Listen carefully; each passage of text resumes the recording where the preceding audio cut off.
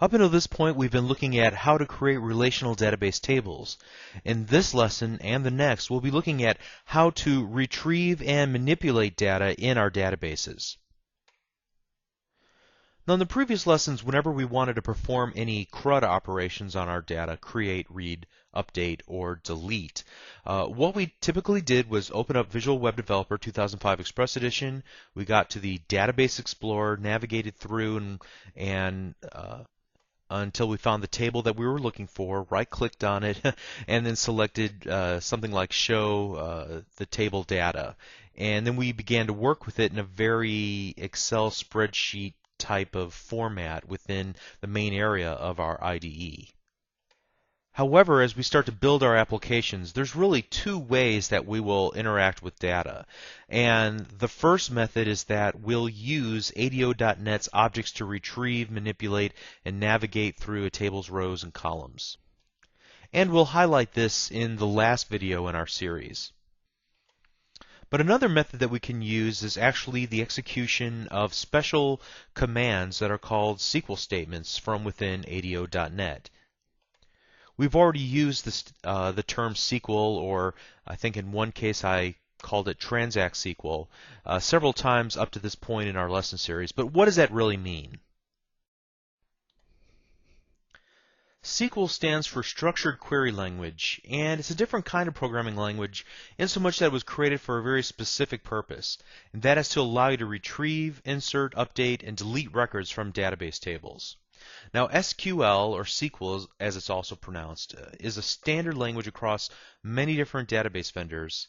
However, Microsoft has added some functionality to standard SQL that provide a bunch of additional features that other database vendors can't or won't support. So sometimes when talking about the brand of SQL that Microsoft supports, you might hear the term T-SQL, or more commonly Transact SQL. But for our purposes, these are one and the same. So SQL is a very rich, robust programming language, giving you a lot of power and a tremendous number of options, but it doesn't look at all like Visual Basic or C#. Remember, it was created to solve a very specific problem, which is how to effectively retrieve data from relational database tables. So we're going to split up the topic matter into two videos. In this lesson, we're going to look at selecting data from a database, and in the next lesson, we'll focus on inserting, updating and deleting data using SQL statements.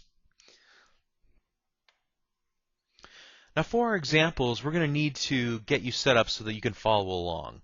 There are two resources that you're going to need. First of all, we're going to be performing ad hoc queries, and an ad hoc query allows us to interact with the database without having to create an entire application. We can execute one or more statements directly from within a special tool that allows us to compose statements, execute them, and then view the results. And the data that gets returned back to us is in a tabular style format, which we can then save to a text file or to a spreadsheet or just copy to the Windows clipboard. But this is different than consuming the data in a Windows Forms application or a Web Forms application. Now in those applications, we might format the data nicely and allow some sort of interactivity with the data so our users can interact in a safe sort of way. But in ad hoc queries, the data comes back rather plainly. But that's exactly what we want. We just want to quickly perform some operation or review some database values without the overhead of creating an entire application just for that purpose. So to facilitate this, we're going to need to install a companion tool to SQL Server 2005 Express Edition called SQL Server Management Studio Express. So among some of the administration and data management capabilities that this tool will give us, we're also going to be able to perform some ad hoc queries, which is really what we want to do. So what we'll need to do if we don't already have it installed is open up a web browser and go to http://msdn.microsoft.com/express. And once we get to the Express home pages, we'll go to the overview for SQL Server Express from the little pop-up menu, the DHTML menu on the left-hand side.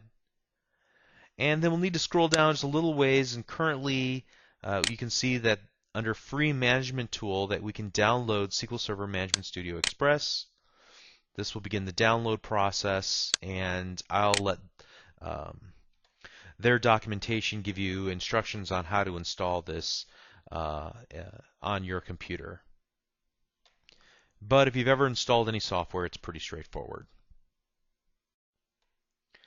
Now, once you have this software up and running, the next thing that we want to do is install the sample database that I created, and the download for the sample database should be in either a zip file or a .msi file, and located from the same place where you downloaded this video.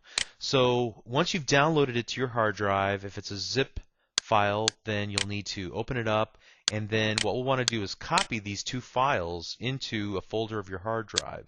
So we're going to open up All Programs, Accessories, Windows Explorer, and navigate to our computer, C drive. Now this happens to be where I installed the SQL Server Management Studio Express. We're going to go to Microsoft SQL Server, MSSQL.1, MSSQL, data. Okay. You can see there's already some sample databases here, but we're going to copy our own two databases from here and drop them into here. Okay, so that's step one. Let's close all that down. Then we're going to open up SQL Server Management Studio Express. Whenever we get this dialog, we'll go ahead and select Connect. And then we are going to expand the Databases node and right-click on Databases and select Attach. This will allow us to attach to an existing database. Optionally, we can create a brand new database from scratch. This time we're going to select Attach. It brings open the Attach Databases dialog. We'll select the Add button. And then it will give us a file dialog that will allow us to select the name of our database. In this particular case, we want to select mycompany.mdf and then click OK. You can see the My Company database details are listed here. We find both the MDF and the LDF files. And unfortunately, the screen wasn't meant to run at 800 by 600, so I'm going to have to kind of move it around a little bit here, and hopefully I can get to the OK button at the bottom. Great. So now you can see it listed under my databases in the Summary tab, and also under Databases within my Object Explorer. And as we open it up and take a look at our tables, we can see that we have 5 tables in our database. I created a diagram so that we can take a look at the relationship of these tables. Now, we're not going to talk about creating database diagrams in this series of videos. However, it's pretty easy to do, and it gives you an overview of all the relationships between our tables. Let's go ahead and size this a little bit smaller so we can see it all at one time. So we can see that we have, first of all, a customers table, and customers are related to orders. Each order can have one or more order items. Each order item is tied to a specific product, and each product is associated with a product type to qualify it. And this is, although a very simple table structure, it's very similar to other table structures that you're probably going to find or need to create for yourself. Now, there's nothing special about this. It's just a way for me to exercise the structure query language by selecting data from one or more tables. But I wanted you to be aware that there are 5 tables and that they are all related tables. If you're following along with me, I would recommend taking the time to go through each of the tables, right-clicking and selecting Open Table so that you can review the data that's contained within each of the tables and kind of look at the relationships. For example, how many orders would we expect, for example, Bill Brown, customer ID number 4, to have? Well, we can then go to our orders table and browse through all the customer IDs that are foreign key, have a foreign key relationship with the customer table. So here's one. You can see customer ID is 4. Here's another one, and so on. So I really encourage you to pause the video right here and take some time to review the database table structures. Okay, our goal here is to write ad hoc queries so that we can begin looking at some simple select statements to retrieve data from our database tables. So in order to facilitate this, we're going to select the New Query button on our toolbar.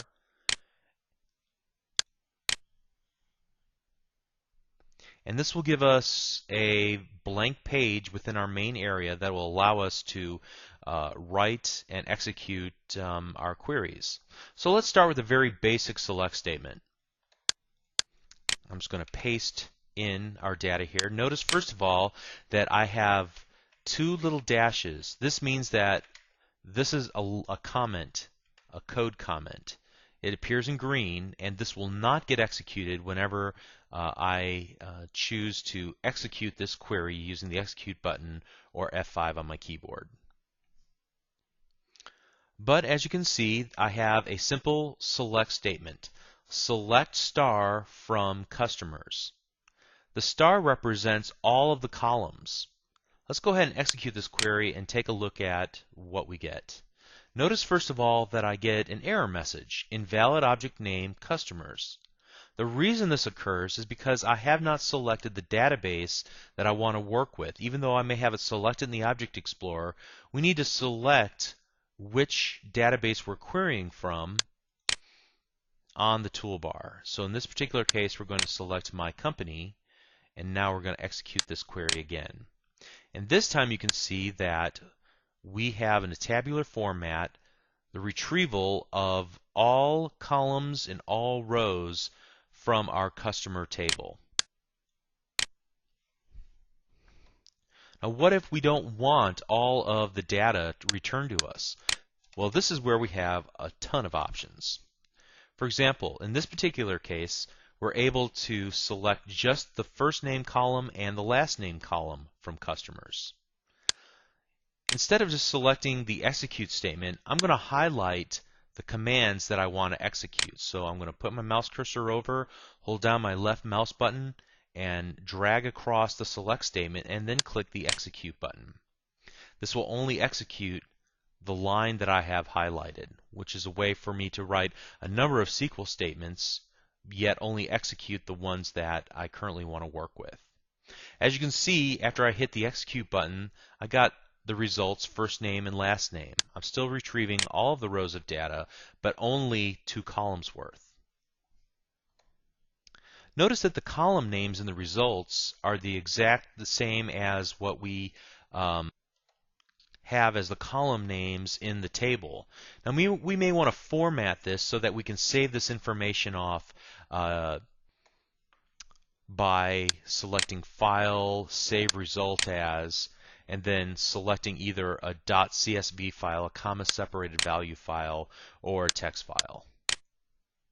We may want to format these results a little bit differently. So in this particular case, let's paste in another statement. Let's go ahead and auto-hide this so we can see our complete statement here. You can see in this particular case, I'm going to alias the column name so that it's printed off a little more friendly.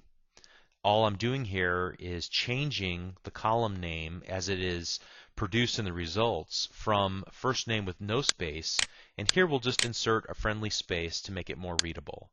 Again, we'll select our line and select execute, and you can see the only thing that changed was that the column names are different. Continuing on with this idea, let's go ahead and concatenate the content. Instead of having 2 separate columns worth of data, we're going to concatenate and format the values that are returned. So we'll take first name, whatever it is, in this case Jim, we'll add a space using 2 tick marks with an empty space in between, another string concatenation character, and then the last name column, and we'll call this new column customer name. Let's go ahead and select all of this and then click execute. Notice now we have a column called customer name, And all of our names now have the first space last name. Great. But say we want to limit the number of results that are returned back to us, that we don't want every record in the table returned.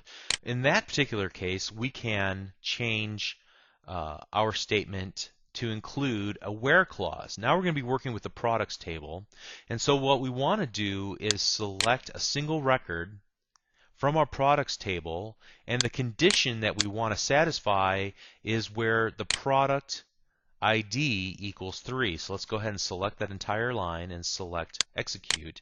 And now we can see that there's just one row returned to us where the product ID equals 3. And we can use a where clause within our select statement to define any number of conditions of the data that must be satisfied to return back to us the result set. For example, here's a slightly more complicated example. Here we're selecting every column from products where the product price is greater than 30. So as long as the product price column is greater than 30, we'll return those rows. You can see that in this particular case, all three of these rows satisfy that requirement. We can perform the opposite as well, and only select those rows where the price is less than 30.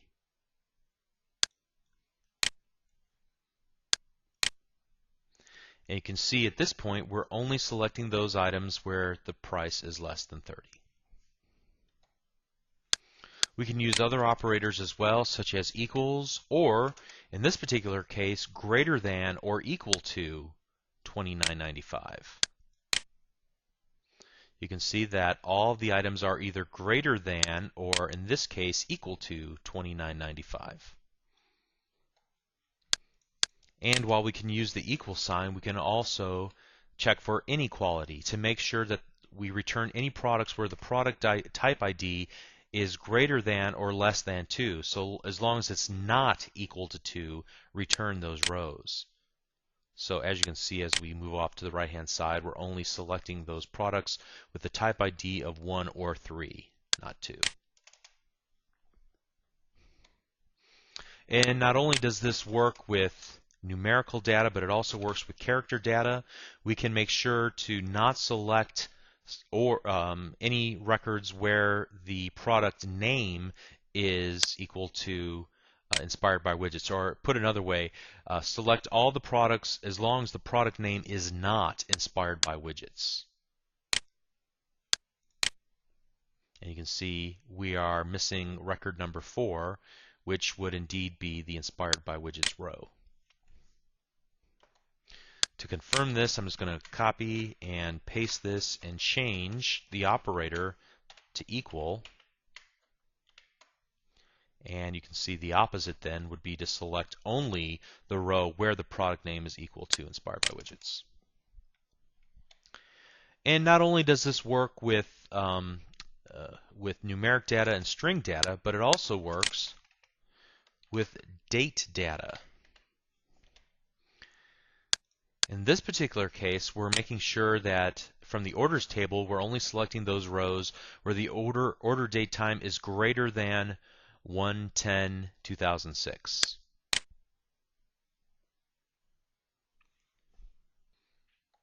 Now you might say the fourth row that's returned is actually on 1/10/2006, but because we didn't specify a time, midnight is assumed. So that is why on the 10th, an order placed at 11:49 a.m. is still greater than midnight of 1/10/2006. Now I want to add one other feature as well, and that is to add a second condition using the AND statement. So we're going to check and make sure to only select those orders where the order date time is greater than 1/10/2006 and it's less than 1/13/2006. So that should eliminate potentially one row. Why? Because again, this assumes midnight, and we would expect to see order ID number 1 not included in this result set. But let's make sure by selecting and clicking execute, and indeed that particular row of data has been removed. Similar to the AND statement is the OR statement,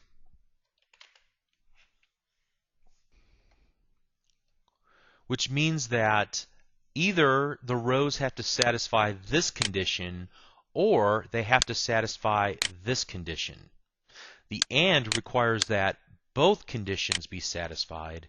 The OR statement requires that either one has to be satisfied. Let's go and select this.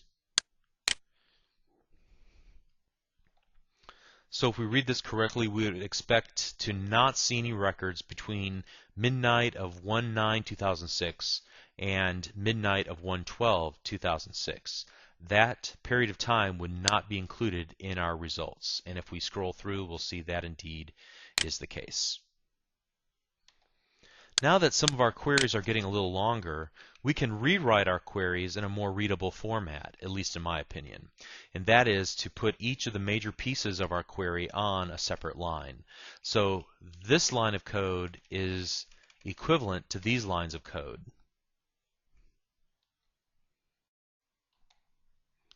Let's move on and start talking about some functions that we can use within our applications, and these are analogous to functions that we might use in Visual Basic or C#, or some methods that are available there. For example, we can use the sum function to aggregate all of the values in the tax column from our orders table.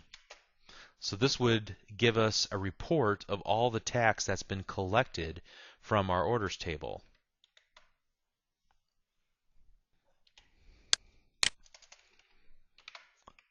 The count function gives us the total number of records within a given select clause. So in this particular case, let us know how many records are in the orders table.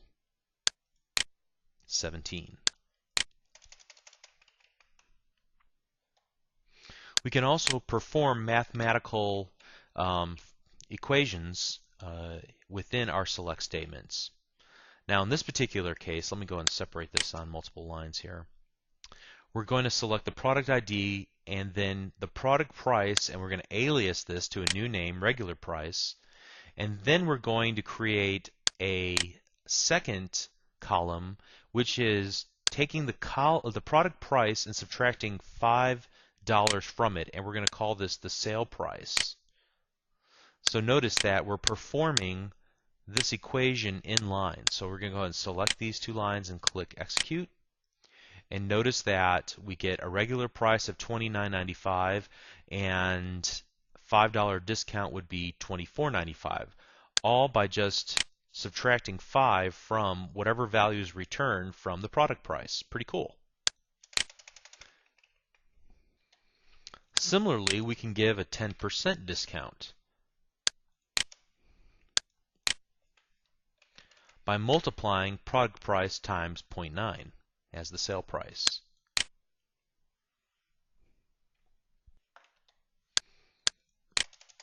Using the min function, we can find out what the least expensive item we have in our products table is.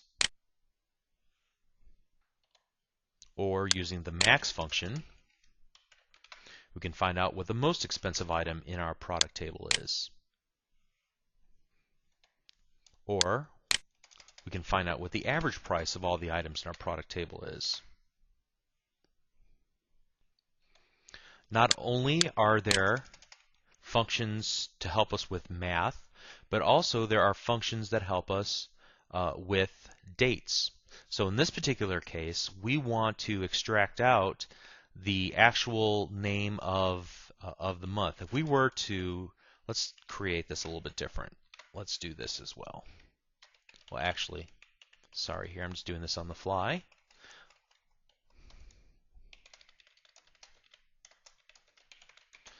So first we'll show the order ID, then we'll show the full order date time, and then we're just going to use the month function to tell me what the month number is, and the day function to tell me just what the day part of our date is.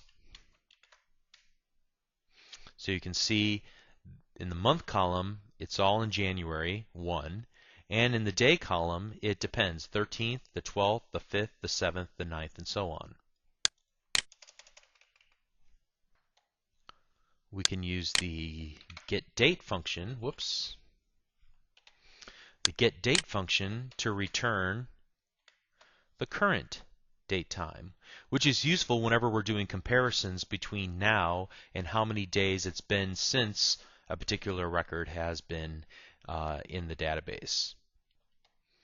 And we'll show how that could be useful in just a moment.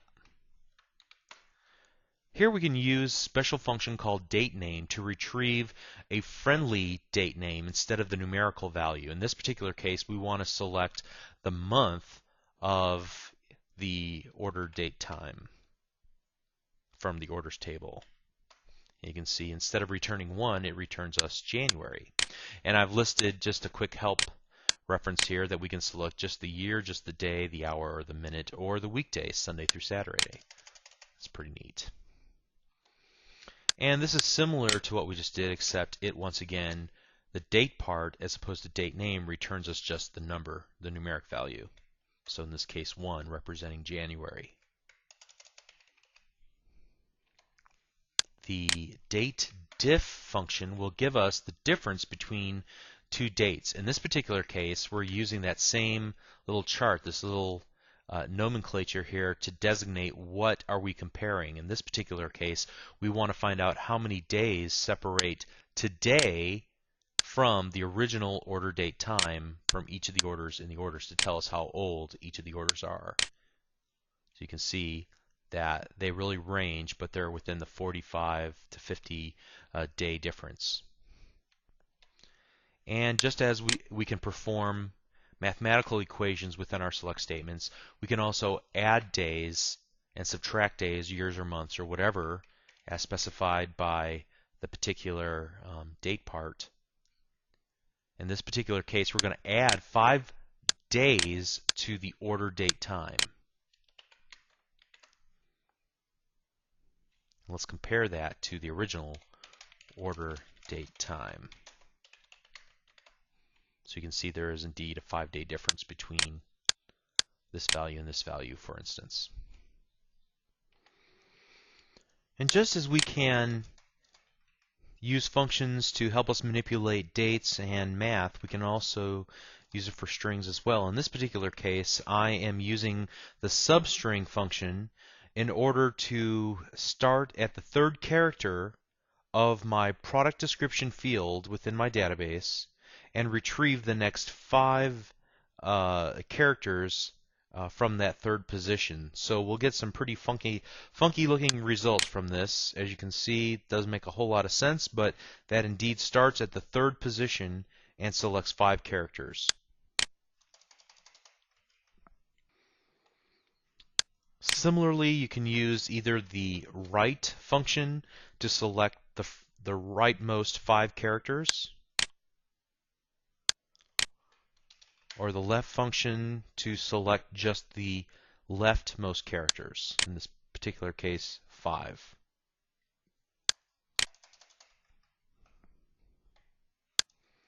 You can also make sure all the text is in uppercase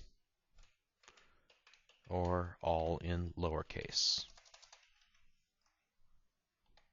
And possibly my most favorite one is the reverse function, which, as I note, doesn't look to be very handy at first, but if you're a Cubs fan and like Harry Carey, I'm sure he could have made good use of this.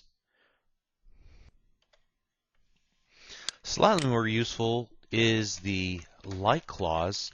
This allows us to search against a pattern.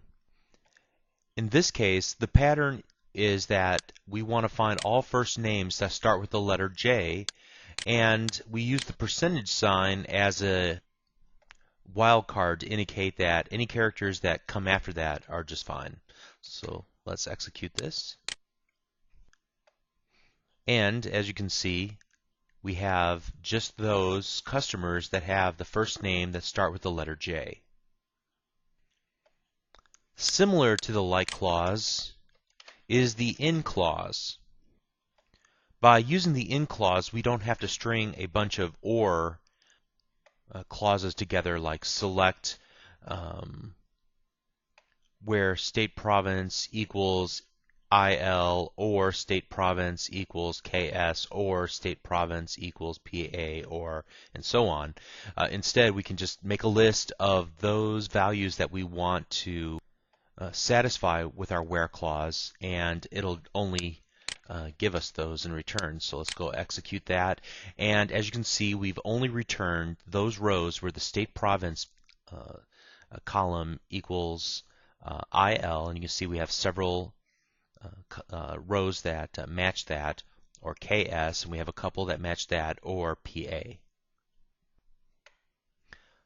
Now let's take a look at how to order the results that we get returned back to us. And we can order the results by using the order by clause.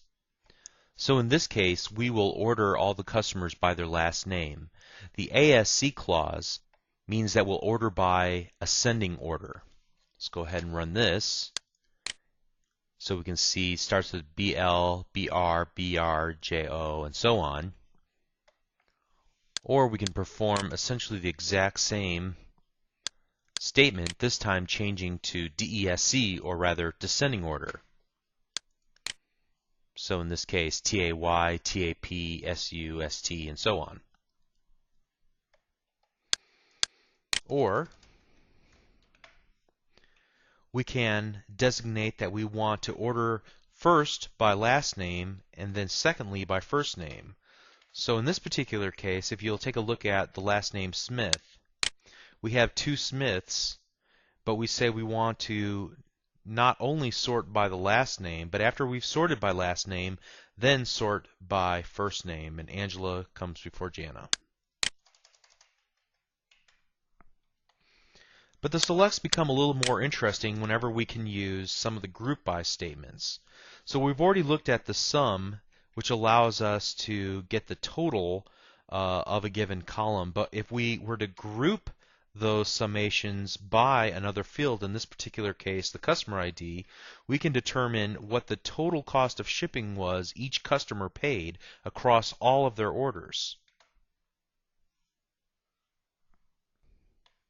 And we can include one other piece of information in here as well. I think this will work. Now we can see how many orders this represents. In this particular case, customer ID number 3 had 3 orders for a total of $29.85 worth of shipping. Similarly, we can use the having statement to further reduce the number of rows that are returned. So this looks very similar to the previous example, but we've included one last statement, having count greater or equal to 3. So show me all of those customers who had 3 or more orders, and give me their customer ID and the amount that they paid for shipping. So only 3 customers had 3 or more orders, and this is the total that they paid for shipping across those 3 orders. Pretty cool. Okay, so now things are going to get a lot more interesting, because up to this point, I've only been selecting records from a single table. But what if you want to select data from 2 related tables using the relationship, the primary foreign key relationship between those tables? Well, to do that, we can use what are called joins. There's different types of joins. The only joins we're going to talk about in this series are inner joins. So as you can see, I'm going to select the product ID field from the products table, the product name from the products table, and the product type name from the product types table. So the product types in the products table are related. The from statement is going to provide some information to SQL on how these 2 tables are related and what SQL should attempt to join those fields on. So we're going to select from the products table, but we're going to make sure to inner join on the product types table. And the way we're going to do that is by setting the product type ID from the products table, the foreign key, equal to the product type ID, the primary key, in the product types table. So now let's see what we get here whenever we execute this two-line query. We get the product ID, the product name, and instead of a numeric value representing the product type, we're able to retrieve the full type name of the product: books, movies, music, and so on. Pretty cool. But wait, it gets better. We had to type out quite a bit of information. Every time we wanted to reference a given column, we had to predicate it with the table name. But we can shorten this using aliases. So select p.productID, p.productName, and pt.productTypeName from products, and here's where I create the alias p. So p represents products. Inner join product types, pt. So pt will stand for product types table, so we don't have to type the whole thing out. Inner join on p.productTypeID equals pt product type ID, and we'll get the exact same results. Now again, just with as we did in the previous examples where we were able to use all sorts of where clauses, you can do that with joins as well. In this particular case, we're adding a where clause to our previous statement. Here we're going to select all of the columns from the products table and the product type name from the product type table, but only return those records where the product price is greater than $29.95. And so that only returns 3 rows of data, but you can see here that we have both the product type ID and the product type name.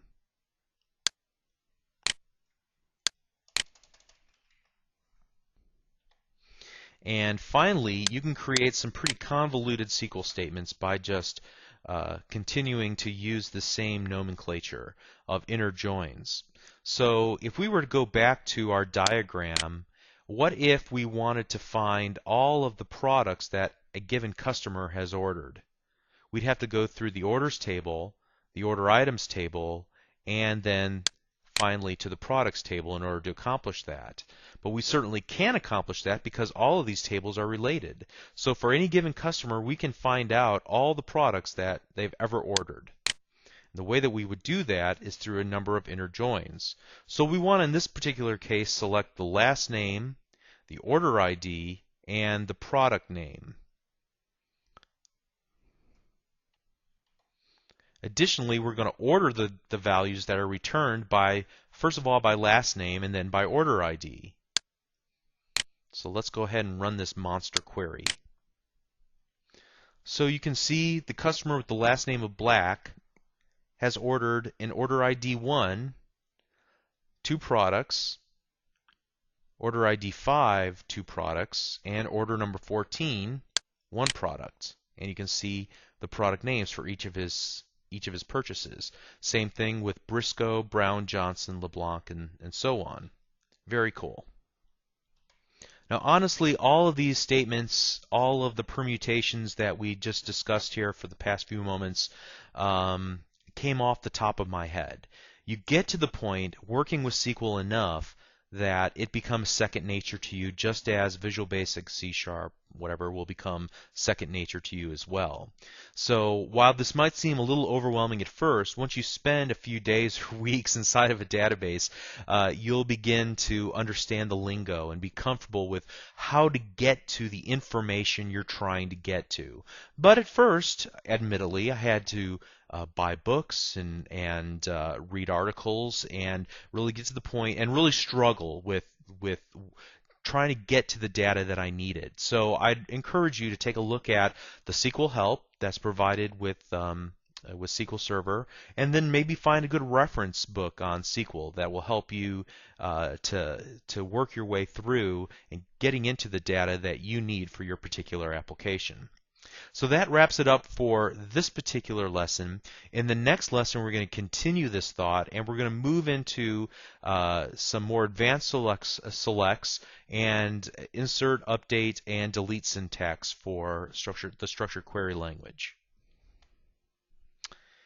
And please visit www.learnvisualstudio.net and download over 500 ScreenCam video tutorials on many topics related to .NET, C#, Visual Basic, ASP.NET, and more. Thank you.